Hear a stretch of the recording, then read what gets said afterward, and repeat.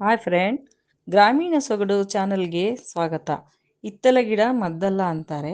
ನಮ್ಮ ಮನೆಯ ಹಿತ್ತಲಲ್ಲಿ ಹಲವು ಔಷಧಿಗಳ ಗಿಡಗಳನ್ನು ಬೆಳೆಸಿದ್ದೇನೆ. ಔಷಧಿ ಗಿಡಗಳನ್ನು ಈ ವಿಡಿಯೋ ಮುಖಾಂತರ ನಿಮಗೆ ಸಣ್ಣ ಪರಿಚಯವನ್ನು ಮಾಡುತ್ತಿದ್ದೇನೆ.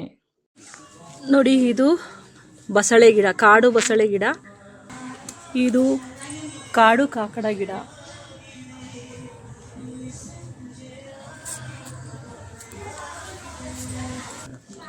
ಇದು ಬದನೆಕಾಯಿ ಗಿಡ. ನೋಡಿ, ಈ ಥರ ಬದನೆಕಾಯಿ ಬಿಡುತ್ತೆ. ಇದು ಕೂಡ ಮಧುನಾಸಿನಿ ಸೊಪ್ಪಿದು. ಇದು ಕಾಡು ಕನಕಾಂಬರ ಗಿಡ. ಇದು ಬಂದು ಅಲೋವೆರಾ. ಅಲೋವೆರಾದ ಉಪಯೋಗಗಳು ತುಂಬ ಇದೆ. ಇದು ಬಂದು ವೀಳ್ಯದೆಲೆ ಗಿಡ. ವೀಳ್ಯದೆಲೆ. ಮತ್ತು ಇದು ಕೂಡ ಇನ್ಸುಲಿನ್ದು. ಇದು ಒಣಗಿಬಿಟ್ಟಿದ್ದೆ. ಇದು ಬಂದು ಅರಿಶಿಣದ ಗಿಡ. ಇದು ಬಂದು ದೊಡ್ಡ ಪತ್ರೆ ಸೊಪ್ಪು. ಇದರದ್ದು ಔಷಧಿ ಗುಣಗಳು ತುಂಬ ಇದೆ. ಇದು ಕೂಡ ನೆಲ ಬಸಳೆ. ಇದು ಕರಿಬೇವಿನ ಸೊಪ್ಪು. ಗಣಗಲೆ ಗಿಡ.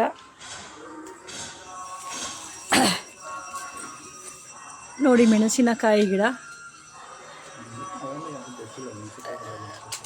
ಎಷ್ಟು ಮೆಣಸಿನಕಾಯಿ ಬಿಟ್ಟಿದೆ. ಇದು ಸಿಹಿ ಮೆಣಸಿನಕಾಯಿ ಗಿಡ. ಖಾರ ಇಲ್ಲ ಇದು. ಇದರಲ್ಲಿ ಚಟ್ನಿ ಕೂಡ ಹಾಗೆ ಮಾಡಿ ತಿನ್ನಬಹುದು. ಇದು ಬಕ್ರೆ ಹೂವು.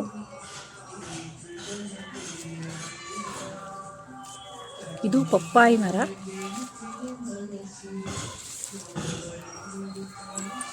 ನೋಡಿ, ಈ ಸಣ್ಣ ಸಣ್ಣ ಕಳೆ ಸೊಪ್ಪಿದೆಯಲ್ಲ, ಇದು ಕೂಡ ಔಷಧಿ ಸೊಪ್ಪೆ. ಕಳೆ ಸೊಪ್ಪು ಅಂತ ಹೇಳಿ ವೇಸ್ಟಾಗಿ ಕಿತ್ತು ಬಿಸಾಡ್ತಾರೆ. ನೋಡಿ, ಇದು ಒಂದೆಲಗ ಸೊಪ್ಪು. ಒಂದೆಲಗ ಸೊಪ್ಪಿನ ಗಿಡ. ಇದು ತುಳಸಿ ಗಿಡ. ಇದು ಕಳೆ ಗಿಡ. ಕಟ್ ಮಾಡದೆ ಬಿಟ್ಟರೆ ಈ ರೀತಿ ಆಗುತ್ತೆ. ಈ ಹೂಗಳಿಂದ ಔಷಧಿ ಮಾಡ್ಬೋದು. ಇದು ದಾಸವಾಳ ಹೂವಿನ ಗಿಡ.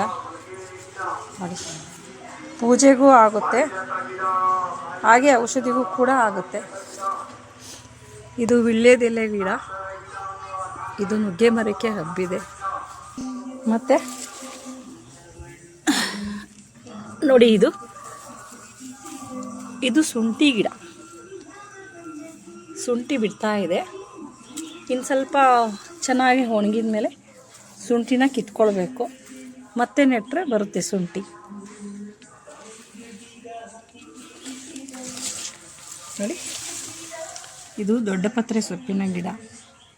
ಇಲ್ಲಿ ಇದರೊಳಗಡೆ ತುಂಬ ಗಿಡಗಳು ಇದೆ. ಅದು ದೊಡ್ಡ ದಾಸವಾಳ ಗಿಡ.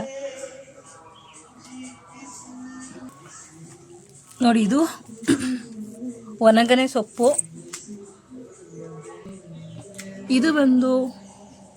ಇದು ಒಂಥರ ಒಣಗನೆ ಸೊಪ್ಪು.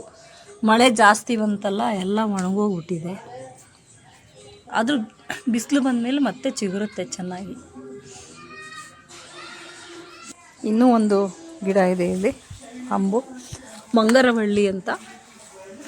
ಇದು ಮಂಗರ ಬಳ್ಳಿ. ನೋಡಿ, ಇದು ನುಗ್ಗೆ ಮರ. ಈ ನುಗ್ಗೆ ಮರದ ಸೊಪ್ಪಿಂದ ಏನೆಲ್ಲ ಮಾಡಬಹುದು. ಈಗ ನುಗ್ಗೆ ಮರದ ಸೊಪ್ಪಿಂದ ಕ್ಯಾಪ್ಷಲ್ ಮಾಡ್ತಾ ಇದ್ದಾರೆ.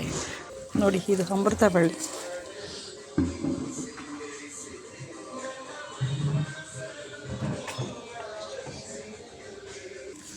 ನೋಡಿ, ಈ ಬಸಳೆಕಾಯಿ ಹೀಗೆ ಬಿಟ್ಟಿರುತ್ತೆ. ಅದು ಹಣ್ಣಾಗುತ್ತೆ. ಮತ್ತು ಅದು ಉದುರಿದ ನಂತರ ಈ ಮಳೆಗಾಲದಲ್ಲಿ ಭೂಮಿಗೆ ಸೇರಿಕೊಂಡು ಮತ್ತೆ ತುಂಬ ಗಿಡಗಳಾಗುತ್ತೆ. ಇದು ತಿನ್ನೋದ್ರಿಂದ ದೇಹ ತಂಪಾಗಿರುತ್ತೆ, ನೀರಿನ ಅಂಶ ಜಾಸ್ತಿ ಆಗುತ್ತೆ. ನಮ್ಮ ಬಾಡಿ ಎಷ್ಟೇ ಇಟ್ಟಿದ್ರೂ ಒಂದೇ ಲೆವೆಲಲ್ಲಿ ಇರುತ್ತೆ. ಇದು ಬಸಳೆ ಸೊಪ್ಪಿನ ಗಿಡ. ಇದು ಸೇವಂತಿಗೆ ಹೂವಿನ ಗಿಡ. ಇದು ಪುದೀನ ಸೊಪ್ಪು. ಮತ್ತು ಇಲ್ಲಿ ಇನ್ಸುಲಿನ್ ಶುಗರ್ ಗಿಡ. ಮತ್ತು ಇದು ನಾಗದಾಳೆ ಸೊಪ್ಪಿನ ಗಿಡ, ಇದು ಅಶ್ವಗಂಧ ಗಿಡ, ಇದು ಮೆಹಂದಿ ಸೊಪ್ಪಿನ ಗಿಡ. ಹಾಗೇ ಬಂದರೆ ನೋಡಿ, ಇದು ಬೆಂಡೆಕಾಯಿ ಗಿಡ, ಇದು ಶಂಖಪುಷ್ಪಿ ಗಿಡ. ಈ ಸೊಪ್ಪು ಬಂದು ಚಕ್ರಮಣಿ ಸೊಪ್ಪು.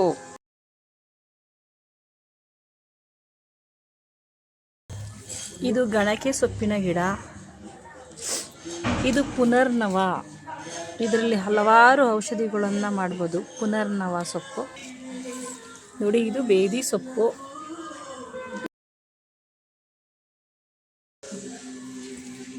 ಇದು ಕಿರುನಲ್ಲಿ ಗಿಡ ನೋಡಿ, ಇದು ನೆಲಬಸಳೆ. ಈ ನೆಲಬಸಳೆಯಲ್ಲೂ ಕೂಡ ತುಂಬ ಉಪಯುಕ್ತವಾದ ಔಷಧಿ ಗುಣಗಳಿದೆ. ಇದು ಬೇವಿನ ಸೊಪ್ಪಿನ ಗಿಡ ನೋಡಿ, ಇದು ಪುನರ್ನವ. ಇದನ್ನು ಚಟ್ನಿ ಪುಡಿನಾದರೂ ಮಾಡ್ಕೊಳ್ಬೋದು, ನಿಮಗೂ ಗೊತ್ತಿರುತ್ತೆ ಇದು ನೋಡಿ. ಇದು ತುಂಬೆ ಗಿಡ. ಬಟ್ ಇಲ್ಲೂ ಒಂದು ಗಿಡ ಇದೆ ನೋಡಿ, ಇದು ಕುಪ್ಪೆ ಸೊಪ್ಪು ಅಂತ ಹೇಳಿ. ಇದು ಕೂಡ ಕುಪ್ಪೆ ಸೊಪ್ಪು ನೋಡಿ. ಇದು ಹುಳಿ ಸೊಪ್ಪು ಅಂತ, ಹುಳಿ ಹುಳಿಯಾಗಿರುತ್ತೆ. ಇದರಲ್ಲಿ ಒಂದು ಸಣ್ಣ ಸಣ್ಣ ಕಾಯಿ ಬಿಡುತ್ತೆ, ಬೆಂಡೆಕಾಯಿ ಥರ. ನಾವು ಸಣ್ಣವರಾಗಿರುವಾಗ ತುಂಬ ತಿಂತಾಯಿದ್ವಿ ನಾವು. ಇದು ಒಳ್ಳೆ ಹುಳಿ ಹುಳಿಯಾಗಿ ಬಾಯಿಗೆ ತುಂಬ ಟೇಸ್ಟಿಯಾಗಿರ್ತಾಯಿತ್ತು.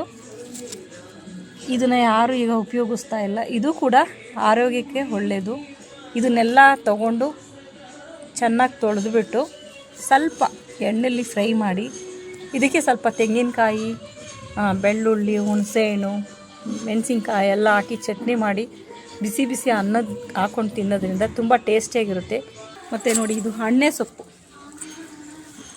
ನೋಡಿರ್ತೀರ ನೀವು, ಸಾಮಾನ್ಯ ಹಣ್ಣೆ ಸೊಪ್ಪಿದು ನೋಡಿ. ಇದು ಶೋ ಗಿಡ, ಇದು ಕೂಡ ಹೂವು ಚೆನ್ನಾಗಿರುತ್ತೆ ನೋಡಿ.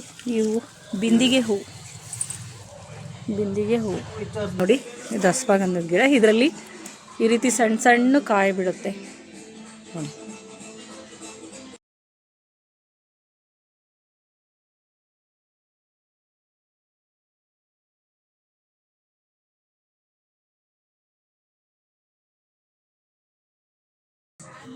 ನೋಡಿ, ನಮ್ಮ ಮನೆ ಹಿಂದೆ ಇರುವ ಪುಟ್ಟ ಜಾಗದಲ್ಲಿ ಇಷ್ಟು ಸಸಿಗಳನ್ನು ಬೆಳೆಸಿದ್ದೀನಿ. ನಾನು ಪಾರಂಪರಿಕವಾಗಿ ನಾಟಿ ವೈದ್ಯರು. ನನ್ನದೇ ಆದ ಔಷಧಿ ಗಿಡಗಳನ್ನು ಕೂಡ ಇಲ್ಲಿ ಹಾಕ್ಕೊಂಡಿದ್ದೀನಿ. ನನಗೆ ಸಮಯಕ್ಕೆ ಉಪಯೋಗ ಬರುತ್ತೆ. ಉಪಯೋಗಿಸಿ ಇದರಿಂದ ಔಷಧಿ ಮಾಡಿ ಜನಗಳಿಗೆ ಕಾಯಿಲೆಯನ್ನು ಗುಣಪಡಿಸುತ್ತಿದ್ದೇನೆ. ನನ್ನ ಹೆಸರು ಮಂಗಳರಾಜು.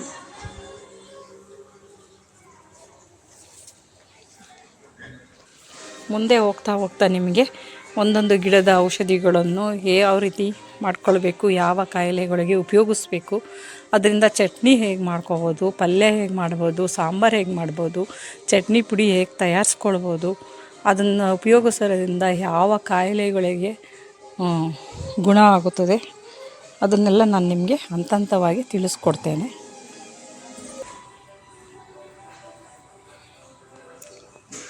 ಈಗಾಗಲೇ ಆಯುಷ್ ಟಿವಿಯವರು ಕೂಡ ಬಂದು ನನ್ನ ಪ್ರೋಗ್ರಾಮ್ನ ಮಾಡಿದ್ದಾರೆ. ನಮ್ಮ ಗಿಡದ ಬಗ್ಗೆ ಎಲ್ಲ ಮಾಹಿತಿ ಕೊಟ್ಟಿದ್ದೀನಿ, ಔಷಧಿ ಬಗ್ಗೆ, ಗಿಡದ ಬಗ್ಗೆ ಎಲ್ಲ. ನಂದು ಎಪಿಸೋಡ್ ಬರುತ್ತೆ ಆಯುಷ್ ಟಿವಿನಲ್ಲಿ, ನೋಡಿ ಫ್ರೆಂಡ್ಸ್. ನೋಡಿಬಿಟ್ಟು ನಮ್ಮನ್ನು ಹೀಗೆ ಹಾರೈಸಬೇಕು ನೀವು ಸದಾಕಾಲ. ನಾವು ಒಳ್ಳೊಳ್ಳೆ ಔಷಧಿ ಬಗ್ಗೆ, ಹಳ್ಳಿಯಲ್ಲಿ ತಯಾರಿಸುವ ಅಡಿಗೆ ಬಗ್ಗೆ, ಕೆಲವು ಶುಗರ್ ಪೇಷೆಂಟ್ಗಳಿರ್ಬೋದು, ಬಿ ಪಿ ಪೇಷೆಂಟ್ ಇರ್ಬೋದು, ಥೈರಾಯ್ಡ್ ಅವ್ರು ಇರ್ಬೋದು, ಯಾವ ರೀತಿ ತಿಂಡಿನ ಮಾಡ್ಕೊಳ್ಬೇಕು, ಬೆಳಗ್ಗೆ ಉಪಹಾರಗಳನ್ನು ಯಾವ ರೀತಿ ತಯಾರಿಸ್ಕೋಬೇಕು, ಯಾವ ರೀತಿ ಕಷಾಯ ಮಾಡ್ಕೋಬೇಕು, ಯಾವ ರೀತಿ ಅಡುಗೆ ಮಾಡ್ಕೋಬೇಕು, ಎಷ್ಟು ಪ್ರಮಾಣ ತಿನ್ನಬೇಕು, ಹೇಗೆ ಉಪಯೋಗಿಸ್ಬೇಕು ಅಂತೆಲ್ಲ ನಾನು ಮಾಹಿತಿ ಕೊಡ್ತಾ ಇರ್ತೀನಿ ಫ್ರೆಂಡ್. ನೀವು ಹೃತ್ಪೂರ್ವಕವಾಗಿ ನಮ್ಮನ್ನು ಹಾರೈಸಬೇಕು. Thank you.